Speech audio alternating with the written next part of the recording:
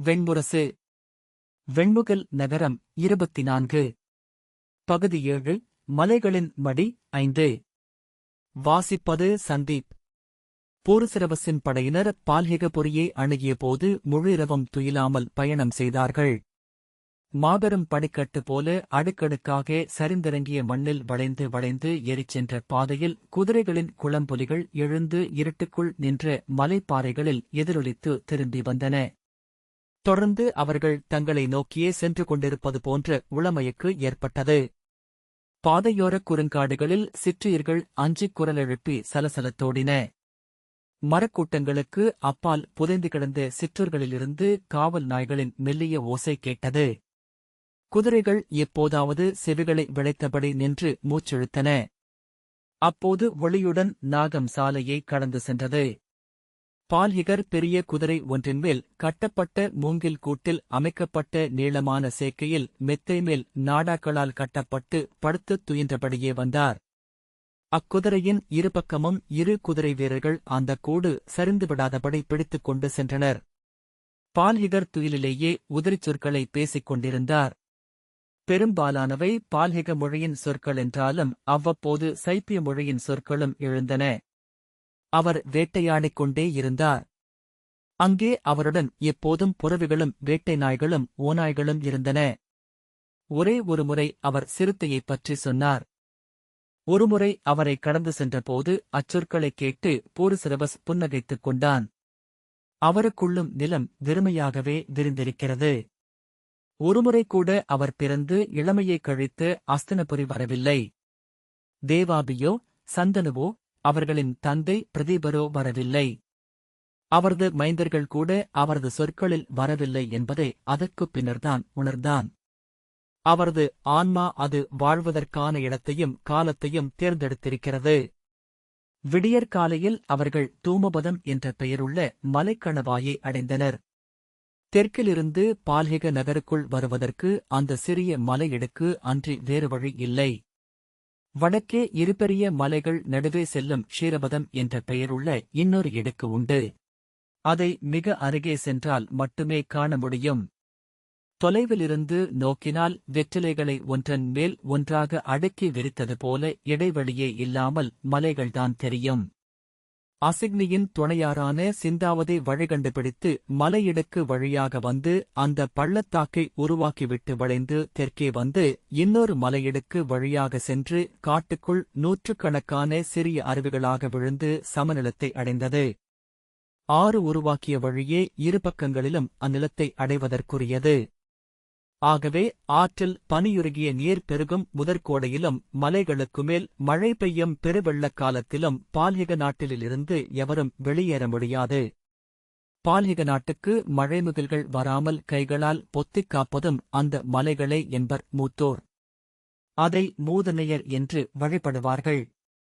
தூமவதி, ஷீரவதி, பிரக்யாவதி, பாஷ்பபிந்து, சக்ராவதி, சீலாவதி, உக்ரபிந்து, ஸ்தம்பபாலிகை, சிரவணிகை, சூக்ஷ்மபிந்து, திசாசக்ரம் என அவற்றில் பெரிய 11 அன்னையருக்கு பெயர்கள் இருந்தன. சிந்தாவதியின் அருகே மலைச்சரிவுக்கு மேல் அமைந்திருந்த பெரிய பாறையில் காவல் மாடத்தில் பால்ஹிக வீரர்கள் காவலிருந்தனர். இருளில் அவர்கள் வருவதை தொலைவிலேயே பார்த்து சிறு எரியம்பு விட்டனர். எரியம்பில் மறுகொறி கிடைத்ததும் அங்கே ஒரு கொம்பொலி எழுந்தது. போருசிரவசுடன் வந்த வீரனும் கொம்பொலி எழுப்பி தங்களை அறிவித்தான். காவல் கோட்டத்தில் இருந்த வீரர்களில் சிலர் குதிரைகளில் இறங்கி வந்து ஒலி மலையடுக்குளில் எங்கோ கல்லுருளும் ஒலி எனக் கேட்டது. இருளில் அரக்க வடிவம் கொண்ட மலை ஏதோ சொல்வதைப் போல. நகரை அணுகிய உணர்வு அவர்களனைவரிலும் உடல் விரைவாக வெளிப்பட்டது. குதிரைகளை அவர்கள் தட்டியும் குதிமுள்ளால் குத்தியும் ஊக்கினாலும் அவை மிகவும் களைத்திருந்தமையால் விரைந்து சில அடிகள் எடுத்து வைத்தபின் பெருமூச்சுடன் தளர்ந்தன. அவற்றின் உடலில் இருந்து வியர்வை ஊறி சொட்டியது. பாதையின் வளைவுக்கு அப்பாலிருந்து வீசிய குளிர்ந்த மலைக்காற்றில் குதிரைகளின் வியர்வை மணம் கலந்து வீசியது. வீரர்கள் மெல்லிய குரலில் ஒருவருக்கொருவர் பேசிக் கொண்டதை சுழன்று சென்ற காற்று சொற்களாக சிதறடித்தது. ஒடுக்கமாக வளைந்து ஏறிச் செல்லும்போது புறவிகளின் குளம்படியோசை முற்றிலும் வேறுபட்டு ஒலித்தது. குதிரைகள் ஒன்றன் மேல் ஒன்றாக கால் வைப்பது போல. அவர்கள் மலையேறி மேலே சென்று மலை விளிம்பை அடைந்து நகரை பார்ப்பதற்கு மேலும் 5 நாழிகை ஆகியது.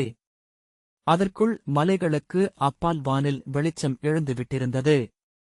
4வது அடுக்கிலிருந்து பிற மலைகளுக்கு மேல் தலையை மட்டும் காட்டிய முதிய மலைகள் பனிமுடி சூடியிருந்தன. மலையிடுக்குகள் வழியாக வந்த குளிர்காற்று அவர்களை அடைந்தது.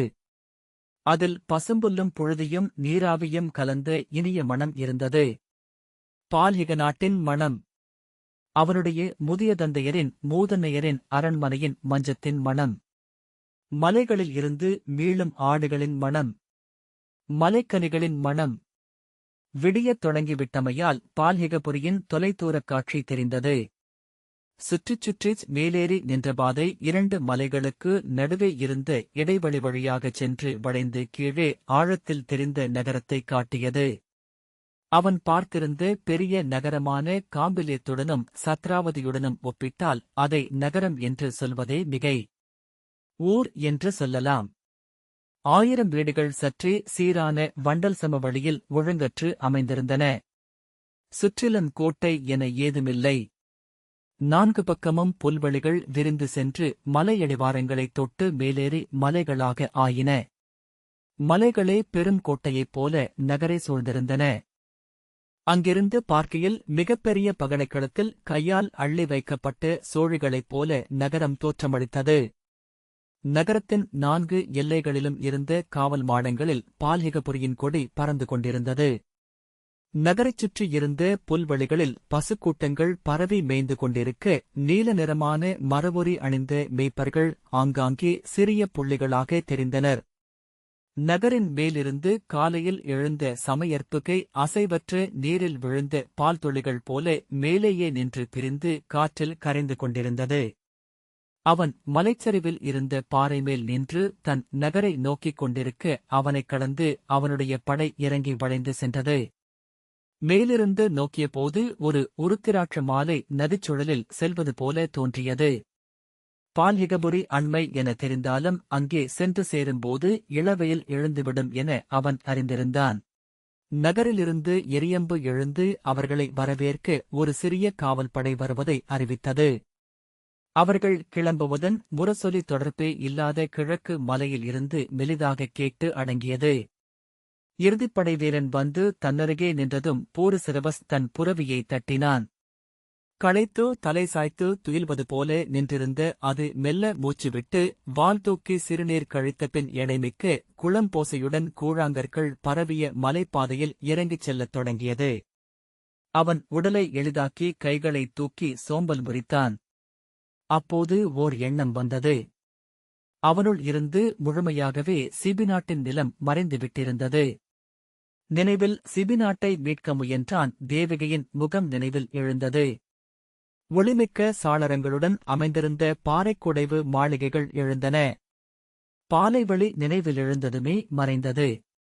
நினைவில் காட்சியாக அது எழவில்லை, நிகழ்வுகளாகவே வந்தது. அவன் புன்னகை செய்து கொண்டான்.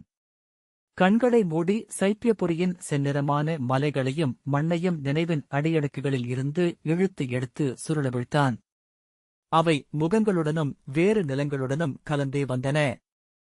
சற்று நேரம் கழித்து எண்ணிக்கொண்டபோது அந்த நிலம் காலத்தின் நெடுந்தொலைவில் எங்கோ என தோன்றியது. ஆன்மா மறக்க விரும்பிய நிலம் அதுபோலும் என எண்ணிக்கொண்டான். அவர்களை எதிரேற்க பால்ஹிக நாட்டுக் காவல்படை புரவிகளின் குழம்புகள் மண்ணை சிதறித் தெறிக்க வைத்தபடி கொடியுடன் வந்தது. அனைவரும் வருகையிலேயே கைகளைத் தூக்கி சிரித்தபடி வந்தனர். முன்னால் வந்த பெரிய வெண்புரவியில் இருந்த படைத்தலைவன் காமிகன் அருகே வந்து அவனிடம் தலைவணங்கி, பால்ஹிகபுரிக்கு இளவரசை வரவேற்கிறேன். இந்த இனிய பருவம் நிறைவுறட்டும் என்றான். பூருசிரவஸ், மூத்தவர்கள் இங்கிருக்கிறார்களா என்றான். ஆம், இருவருமே இருக்கிறார்கள். அனைவரும் தங்களுக்காகவும் பிதாமகருக்காகவும் காத்திருக்கிறார்கள். நீங்கள் அசிக்னியில் இருந்து கரையேறியதைக் கண்டதுமே ஒற்றன் பறவை தூதை அனுப்பிவிட்டான் என்றான். பூருசிரவஸ் பால்ஹிகரை சுட்டிக்காட்டி, பிதாமகர் துயில்கிறார். அவரை எழுப்ப வேண்டியதில்லை என்றான். காமிகன் தலையசைத்தான். பால்ஹிக நாட்டு முகக்காவல் படையினர் அவனுடைய படைகளுடன் கலந்து தோள்தழுவும் நட்புக் குறிகளை பரிமாறிக்கொண்டனர். அவர்கள் பேசிய இன்சொற்களும் கண்கள் சுருங்க பற்கள் ஒளிர எழுந்த சிரிப்புகளில் இருந்த நட்புணர்வும் அவனுக்கு ஊர் திரும்பிவிட்ட உணர்வை அளித்தன. மலைப்பகுதிகளில் மட்டுமே உடல் தழுவி வரவேற்கும் முறை இருந்ததை அவன் எண்ணிக்கொண்டான். அவர்கள் இறங்கிச் சென்று பால்ஹிக பள்ளத்தாக்கை அடைந்ததும் புறவிகள் பெருமூச்சு விட்டன. சிந்தாவதியின் கரை வழியாகவே பாதை சென்றது. நீர் இறங்கிய நதிக்கரை சதுப்பில் நீர்ப்பூசணிகளை பயிரிட்டிருந்தனர். கரைமேட்டில் வெள்ளரியும் பூசணியும் பாகலும் அவரையும் கீரைகளும் பச்சை இலைவிட்டு எழுந்திருந்தன. அவற்றைச் சுற்றி மலையிலிருந்து கொண்டுவரப்பட்ட முட்களைக் கொண்டு வேலியிடப்பட்டிருந்தது. விடியற்காலையின் குளிரிலேயே அங்கே பணியாற்ற உழவர்கள் வந்திருந்தனர். மரப்பட்டைகளை இணைத்துச் செய்த கோட்டைக் கலங்களை காவடியாகக் கட்டி சிந்தாவதியின் நீரை அள்ளி செடிகளுக்கு பாய்ச்சிக் கொண்டிருந்தனர். பால்ஹிக மக்களின் முகங்களை அவன் புதியவன் என நோக்கினான். அவர்களில் மிகச்சிலரே பால்ஹிகம் என்று சொல்லத்தக்க பேரிடலுடன் இருந்தனர். பெரும்பாலானவர்கள் பீதர்களுக்குரிய வெந்து சிவந்த மஞ்சள் தோலும் சொருக்கங்கள் அடர்ந்த முகங்களும் சிறிய குழிக்கண்களும் மழுங்கிய மூக்கும் கொண்டிருந்தனர். வழியில் இரு பக்கமும் பெரும் கோட்டைக் கலங்களில் நீருடன் சென்ற இருவரை அவன் கூர்ந்து பார்த்தான். பீதர்களின் நிறமும் பால்ஹிகர்களின் பேரிடலும் கொண்ட அவர்களை அஸ்தினபுரியின் பீமசேனரின் மூத்தோர் என்று சொல்லிவிட முடியும். பீமசேனரின் தந்தை யாராக இருக்கக்கூடும் என்ற எண்ணம் அவன் நெஞ்சில் வந்தது. என்றேனும் ஒரு முதிய சூதனைக் கண்டால் மது உண்ணச் செய்தபின் அதை கேட்டறிய வேண்டுமென எண்ணிக்கொண்டான். நகருக்கு வெளியே அவர்களின் குலதெய்வமான 7 அன்னையரின் சிறிய கற்சிலைகள் அமைந்த திறந்தவெளி ஆலயம் இருந்தது. செந்நிறமான 7 கொடிகள் சிறிய மூங்கில்களில் பறந்தன. அங்கே இருந்து எழுந்த தூபத்தின் நீலவண்ணப் புகையில் தேவதாரு பிசின் மணமிருந்தது. பின்னாலிருந்த முள்மரத்தில் வேண்டுதலுக்காக கட்டப்பட்ட பலவண்ண துணிநாடாக்களால் அந்த மரம் பூத்திருப்பது போல தோன்றியது. தேவதாரு பிசினை விற்றுக்கொண்டு ஆலயத்தின் வெளியே ஒரு கிழவி அமர்ந்திருந்தாள். படைவீரர்கள் கோயில் முன் குதிரைகளை நிறுத்திவிட்டு அவளிடம் செம்பு நாணயங்களைக் கொடுத்து பிசினை வாங்கி அனல் புகைந்த தூபங்களில் போட்டு கைகூப்பி உடல் வளைத்து வணங்கினர். அங்கே மூங்கில் வளைவில் கட்டப்பட்டிருந்த 7 சிறிய மணிகளை ஒவ்வொன்றாக அடித்தனர். மணியோசை சிரிப்பொலி போல கேட்டுக் கொண்டிருந்தது. பூருசிரவஸ் அருகே சென்றதும் இறங்கி பிசின் வாங்கி தூபத்திலிட்டான். முன்னரே சென்றவர்கள் போட்ட பிசினால் அப்பகுதியே முகில்திரைக்குள் இருந்தது. 7 அன்னையரும் குங்குமம், மஞ்சள் பொடி, கரிப்பொடி, வெண்சுண்ணப் பொடி, பச்சைத் தழைப்பொடி, நீல நிறப் பாறைப்பொடி, பிங்கல நிறமான மண் ஆகியவற்றால் அணி செய்யப்பட்டிருந்தனர். அவற்றை தொட்டுத் தொட்டு வணங்கி வண்ணப்பொடியை தலையிலணிந்து கொண்டான். ஆலயத்தை விட்டு வெளியே சென்றபோதுதான் 7 அன்னையர் என்ற எண்ணம் சற்றே புரண்டு இன்னொரு பக்கத்தைக் காட்டியது. பால்ஹிகர் அங்கே வருவதற்கு முன்னர் அவர்கள் இருந்தார்களா? பால்ஹிகர் மணந்த 7 அன்னையரா அவர்கள்? இருக்காதென்று தோன்றியது. அன்னைத் தெய்வங்கள் பழங்காலம் முதலே இருந்திருக்கும். அப்படியென்றால் பால்ஹிகர் 7 அன்னையரை மணந்தார் என்ற கதை அதைச் சார்ந்து உருவானதா? அவர் உண்மையில் எத்தனை பேரை மணந்தார்? நெடுநேரமாக முதியவரை பார்க்கவில்லை என்று எண்ணிக்கொண்டு அவன் புரவியைத் தட்டி முன்னால் சென்றான். ஓசைகளில் அவர் விழித்துக் கொண்டிருக்கக்கூடும். குதிரைமேல் இருந்து மூங்கில் படுக்கை கூடைக்குள் அவர் உடலை ஒடுக்கி சுருண்டு கருக்குழந்தை போல துயின்று கொண்டிருந்தார். செந்நிறமான மரவொரி மெத்தை கருவறை தசை போலவே தோன்றியது. பிளந்த கனிக்குள் விதை போல என்று மறுகணம் தோன்றியது. அவரது இமைகளில் முடிகள் இல்லை என்பதை அவன் அப்போதுதான் நோக்கினான். புருவங்களே இல்லை. அவரது முகத்தை மானுட முகமாக அல்லாமலாக்கியது அதுதான். உதடுகள் உள்ளே மடிந்து மூச்சில் வெடித்து வெடித்து காற்றை விட்டுக் கொண்டிருந்தன. உலர்ந்த கொன்றைக் காய்கள் போன்ற பெரிய விரல்கள் சிப்பினகங்களுடன் ஒன்றுடன் ஒன்று இணைந்து தொழுவதைப் போல் இருந்தன. செல்லலாம் என்று தலையசைவால் சொல்லிவிட்டு அவன் தன் புரவியில் முன்னால் சென்றான். அவனை வரவேற்க அரண்மனை முன்னாலிருந்த காவல் மாடத்தில் முரசு முழங்கத் தொடங்கியது. நகரத்தின் முகப்பில் அவர்களின் மூதாதை முகங்களும் தெய்வ முகங்களும் செதுக்கப்பட்ட மிகப்பெரிய ஒற்றைத் தேவதாரு தடி நாட்டப்பட்டிருக்க அதன் கீழே குலப்பூசகன் நின்றிருந்தான். முன்னால் சென்ற காவல் வீரன் ஒரு கோழியை அந்த தூணுக்கு கீழே சிறிய உருளைக்கல் வடிவில் கோயில் கொண்டிருந்த மலைத்தெய்வத்தின் முன்னால் பிடித்து வாளால் அதன் கழுத்தை வெட்டினான். தெய்வத்தின் மீது குருதியை சொட்டிவிட்டு கோழியை பூசகனிடம் கொடுத்தான். பூசகன் அவனிடமிருந்த கொப்பரையில் இருந்து சாம்பலை எடுத்து மறைச்சொற்களை கூவியபடி அவர்கள் மேல் வீசி அவர்கள் மேல் ஏறிவந்திருக்கக்கூடிய பேய்களை விரட்டினான். அவர்கள் அவனை வணங்கி கடந்து சென்றதும் அவர்களின் குதிரைகளின் குளம்படிகளில் அந்தச் சாம்பலை வீசி அவர்களைத் தொடர்ந்து வந்திருக்கக்கூடிய பேய்களை துரத்தினான். 7 கோழிகளும் 7 நாணயங்களும் அவனுக்கு கொடுக்கப்பட்டன. அவர்கள் சென்ற பின்னரும் அவன் மறைச்சொற்களை கூவிக்கொண்டிருந்தான். நகரம் கோடை காலத்தில் காலையில் முழுவிரைவுடன் செயல்பட்டுக் கொண்டிருக்கும். பெண்கள் சாணிக்குவியல்களை அடைகளாக பரப்பிக் கொண்டிருந்தனர். மரவொரியாடை அணிந்த முகம் கன்று சிவந்த குழந்தைகள் அவர்கள் நடுவே கூச்சலிட்டு சிரித்தபடி ஓடி விளையாடின. குதிரைகளைக் கண்டதும் அவை நின்று வியப்புடன் நோக்கின. நீளமான பின்னலை ஒரு கையால் பிடித்து இழுத்தபடி ஒரு பெண் தன் இளையோனை புன்னகையுடன் நோக்க அவன் சின்னஞ்சிறு மூக்கினுள் விரலை நுழைத்தபடி உடல் வளைத்து ஐயத்துடன் பார்த்தான். ஆங்காங்கே குவிக்கப்பட்டிருந்த சாணிக்குவியல்களிலிருந்து இளம்புகை எழுந்தது. தென்னைகளில் இருந்த முதியவர்கள் கம்பளி நூல்களால் ஆடைகளை பின்னிக் கொண்டிருந்தனர். பல இடங்களில் இல்லங்களுக்குப் பின்னால் மத்துகள் சுழலும் ஒலி கேட்டது. வெயில் பரவிய இடங்களில் பாய்களை விரித்து பழைய மரவொரிச்சேக்கைகளையும் கம்பளிப் போர்வைகளையும் கொண்டு வந்து காயப்போட்டுக் கொண்டிருந்தனர். நகரத்தின் அரசு வீதி முழுக்க சாலையை மறித்தபடி பருத்த பசுக்களும் எருதுகளும் வெயிலில் கண்களை மூடி நின்று கொண்டிருந்தன. அவற்றின் மேல் மொய்த்த சிற்றீர்கள் ஒளிரும் சிறகுகளுடன் எழுந்து சுழன்றன. முன்னால் சென்று குதிரை வீரன் ஓசையிட்டு அவற்றை அடித்து விலக்கி உருவாக்கிய வழியில்தான் அவர்கள் செல்ல முடிந்தது. சுழலும் வாள்களும் அசையும் கொம்புகளுமாக மாடுகள் சற்று ஒதுங்கி வழிவிட்டு உடலை சிலிர்த்துக் கொண்டன. பெரிய சாலையில் இருந்து பிரிந்த 4 கடைவீதிகளிலும் தோல் கூரைகளை நன்றாக இறக்கிவிட்டுக் கொண்டு வணிகத்தை முன்னரே தொடங்கிய வணிகர் விற்று முடிக்கும் நிலையில் இருந்தனர். உலர்ந்த இறைச்சி நாடாக்கள், உலர்ந்த மீன், பல்வேறு வகையான வேட்டைக் கருவிகள், கொம்புப்படியிட்ட இரும்பு கத்திகள், குத்துவாட்கள், மட்காத புல்லால் திரிக்கப்பட்டு உறுதியான கயிறுகள், கூடாரங்கள் கட்டுவதற்குரிய தோல்கள், தோலால் ஆன தண்ணீர் பைகள், மரவொரியாடைகள், பருத்தியாடைகள், வெல்லக்கட்டிகள், அரிசி, வஜ்ரதானியம் போன்ற கூல வகைகள் என அனைத்தும் ஒரே இடத்தில் விற்கப்பட்டன. அனைவரும் வாங்கியாக வேண்டியது உப்புக்கற்களை. மேற்கே வறண்ட பாலை நில மலைச்சரிவுகளில் இருந்து வெட்டி கொண்டுவரப்பட்ட கட்டிகள் விலை மிகுந்தவை.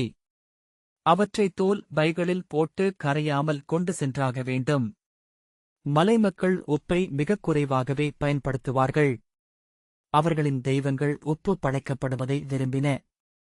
உப்பையே அவர்கள் நாணயமாகவும் பயன்படுத்தினர்.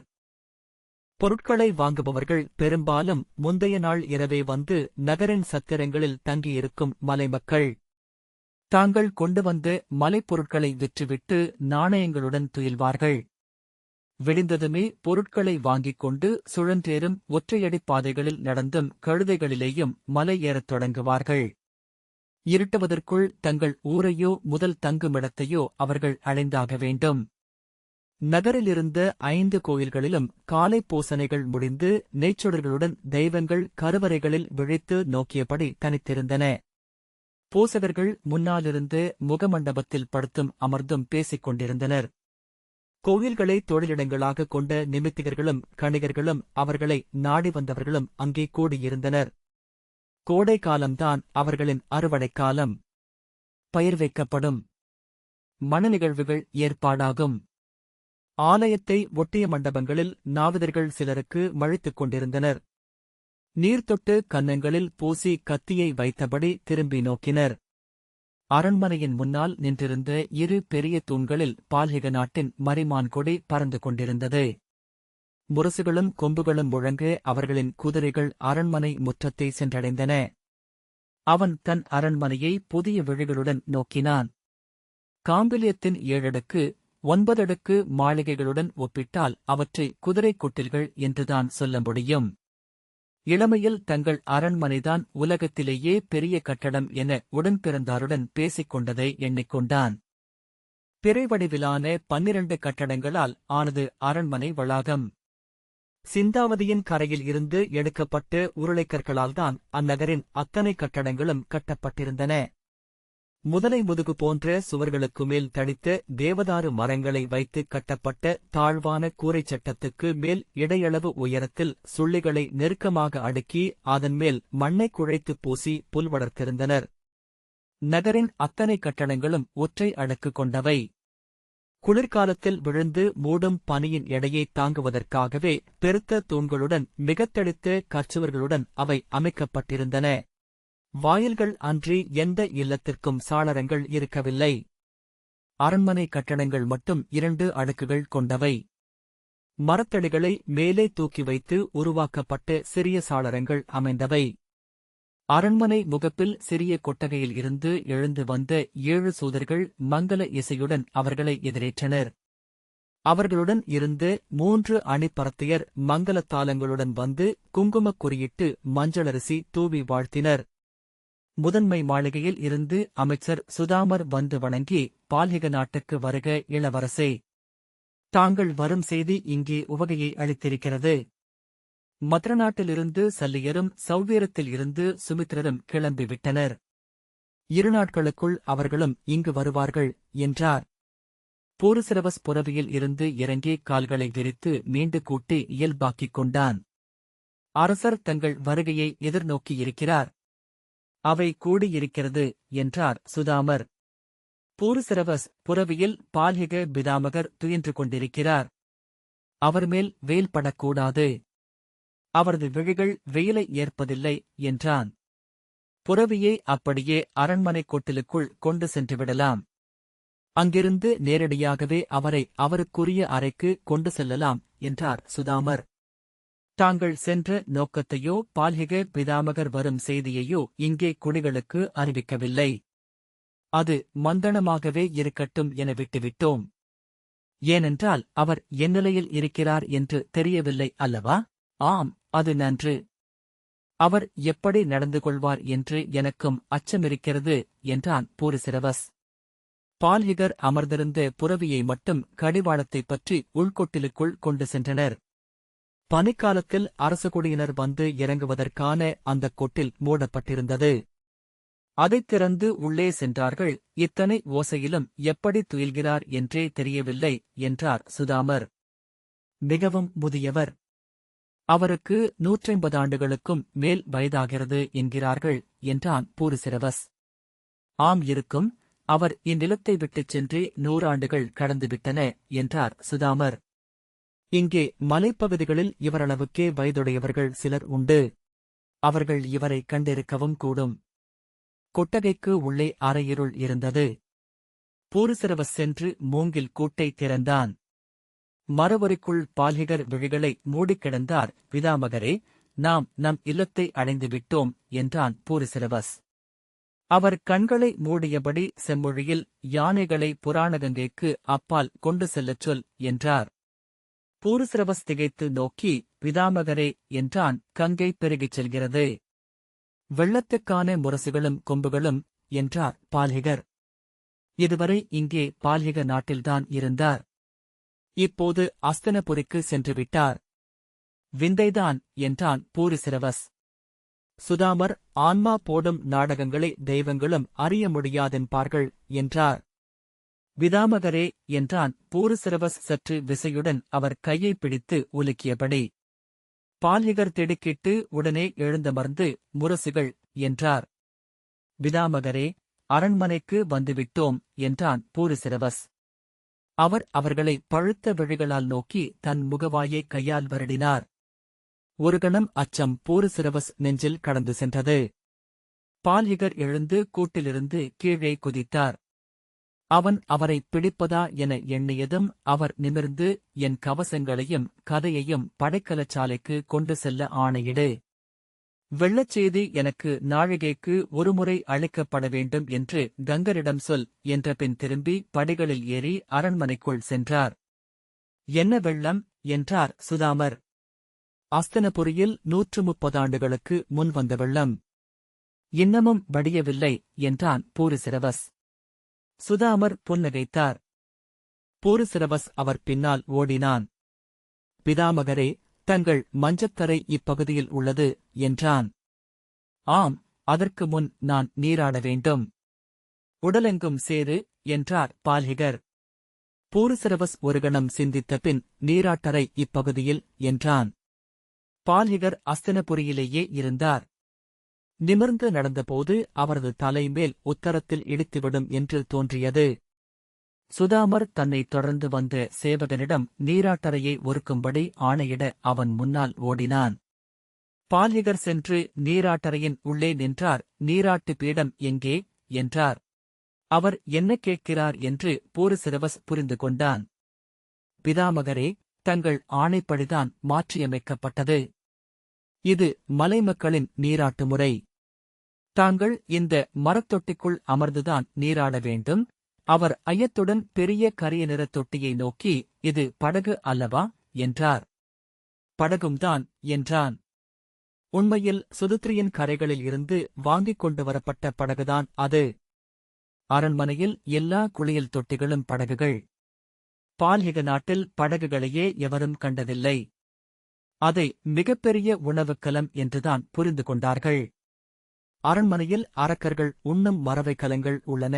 அவற்றில் இரவில் அரக்கர்களுக்கு உணவளிக்கிறார்கள் என குழந்தைகளுக்கு கதை சொல்லப்பட்டது. அவர் உதட்டை சுழித்தபடி தலையை ஆட்டினார். பூருசிரவஸின் நெஞ்சு அடித்துக் கொண்டது. நான் ஆணையிட்டிருந்தால் என்றபின் சரி என்று நீராட்டரை சேவகனிடம் கையை நீட்டினார். அவன் அவரது ஆடைகளை கழற்றத் தொடங்கினான். பூருசிரவஸ் திரும்பி, சுதாமரே, அவரை அஸ்தினபுரியில் இருப்பவராகவே நடத்துங்கள். நீராடி ஆடை மாற்றி அறை செல்லட்டும். அவருக்கு உணவளியுங்கள். நான் தந்தையை பார்த்துவிட்டு வருகிறேன் என்றான். பின்னர் திரும்பி, அவருடைய உணவிருப்பு வல்லமை மிக கூடுதல். ஏராளமான உணவு அவருக்குத் தேவை. நம்மை விட 10 மடங்கு என்றான். சுதாமர் தலையசைத்தார். விழிகளில் நம்பிக்கையின்மை தெரிந்தது. பூருசிரவஸ், அவரை அஸ்தினபுரியில் இருப்பவர் போலவே நடத்துங்கள். அவரது ஆணைகளுக்கு அரசரின் ஆணைகளுக்குரிய எதிர்வினைகள் அளிக்கப்பட வேண்டும் என்றபின் நான் நீராடி உடை மாற்றிவிட்டு அரசவைக்குச் செல்கிறேன் என்றான். அனைத்து வெண்முரசு விவாதங்களும். இந்த வாசிப்பை கேட்டதற்கு நன்றி.